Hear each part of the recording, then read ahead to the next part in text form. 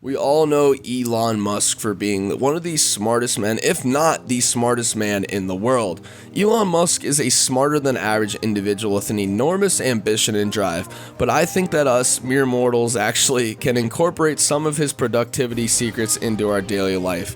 Here are some of the secrets and interview moments from Elon Musk that really made us laugh, chuckle, and overall just question ourselves, what is life? Hey guys, what is going on? JT here with the Wealth Hub, coming at you with another video. Before the video loads up, make sure to leave a like, comment, and subscribe. Also guys, let us know down in the comment section down below if you did subscribe by letting us know, commenting, I subscribed. That way you guys can be entered in this month's monthly giveaway where we shout out one lucky subscriber who comments down below saying they subscribed and turn on the notification bell. Now guys, let's get into the 10 interview moments from Elon Musk. There are too many interview moments to name. However, number one, we have start the day with critical work. On an interview, pretty much he explains how he starts his day with his most critical work. Overall, Musk, this is men's dealing with important emails that he needs to address in order to unblock other people's work in progress.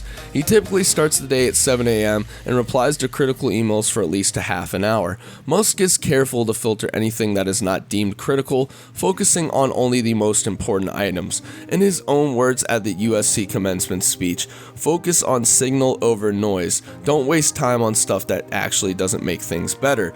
This was important on his interview because he was overall stating that he would rather read an important text from his mom than maybe a bullcrap email from a company that wants to do business with him that doesn't even have a shot. Next, we have use feedback loops. Musk has a very tight schedule, often working at different locations on any given day. That's why he's constantly trying to optimize his time. While admitting he hasn't read any books on time management, Musk shared some insightful advice on how to become better. He says, I think it's very important to have a feedback loop, where you're constantly thinking about what you've done and how you could be doing it better. I think that's the single best piece of advice. Constantly think about how you could be doing things better and questioning yourself on every little move you make. Musk incorporates not only his feedback, but also the work of others. He encourages entrepreneurs to seek preferably negative feedback. While it might be hurtful at the time, you normally end up getting a lot more out of it. He also focuses on hiring the best people in any field that can provide consistent and truthful feedback. If this is the case, he says, he makes sure that the people who can reply with positive or negative feedback, it's always good feedback. If you're not having someone that's worried about you or constantly critiquing what you're doing, then you should truly be worried, because at that point, they actually don't give a crap about you and have all but dropped the idea of thinking of you. Here we have reason from first principles. A first principle is a basic assumption that can't be deemed from any other proposition. It's the only sure thing in a complex problem. Musk reasons for first principles rather than an analogy such as previous experiences. This way you build your reasoning up from the ground. Here's an example of first principles reasoning from Musk himself. What is a rocket made of, he says? Aerospace grade aluminum alloys with some titanium, copper, and carbon fiber.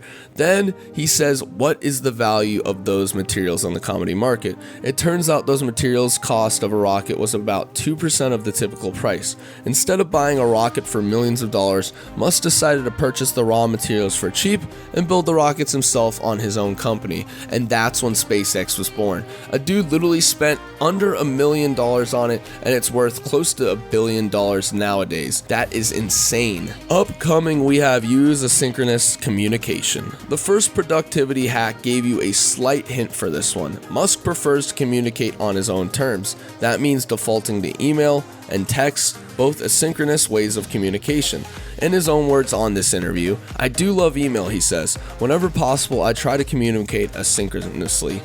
I'm really good at email. He also makes himself hard to reach for people outside his company by using an obscure email address. That lets him focus on actual work for his company, so he doesn't constantly have people scamming or sending him spam emails, asking for his money, or just his undeserved service.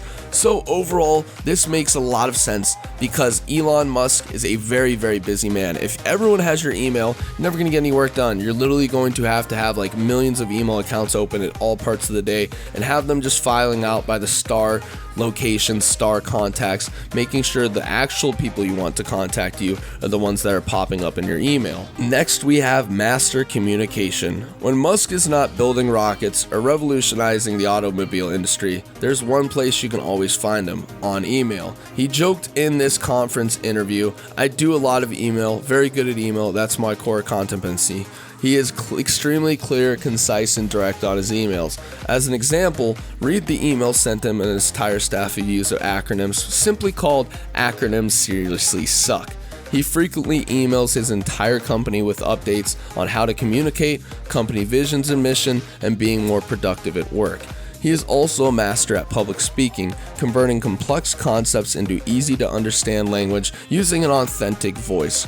Musk often uses the present tense when talking about visionary topics because it's a lot easier on the human brain, a language trick that excites the listeners into feeling the future is now. Lastly, we have batch tasks.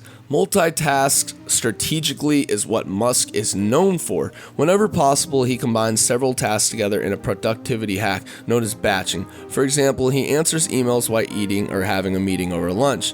Here is another interview quote from Elon on the subject. "But what I find is that I'm able to be with my kids and still on my email. I can be with them and still be working at the same time. If I didn't, I wouldn't be able to get my job done." Another example is going through emails and invoices while on the phone, meetings, or in interviews. Make sure that when these studies are applied that multitasking is normally less efficient than single tasking, the brain needs time to adjust when navigating different tasks. This is also known as task switching. Elon Musk says this is fine to do, but batching ultimately is what he wants it to be patented as in the dictionary for the future. So guys, that's it for the end of the video. Make sure you guys leave a like, comment, and subscribe on it. Let us know your favorite Elon Musk interview moments that you learned in this video. Mine personally is the one about batching. It's a very, very simple term for multitasking, and ultimately people always say you shouldn't be multitasking, but after reading this and really getting into the mind of Elon Musk, it's something I'd be looking forward to doing in the future to get more productive work done. But guys, anyways, make sure to let us know if you liked the video. Make sure to leave a like, comment, and subscribe. Let us know if you did subscribe in the comment section down below. Guys, this is JT here with the Wealth Hub, signing off, and as always, see you guys later.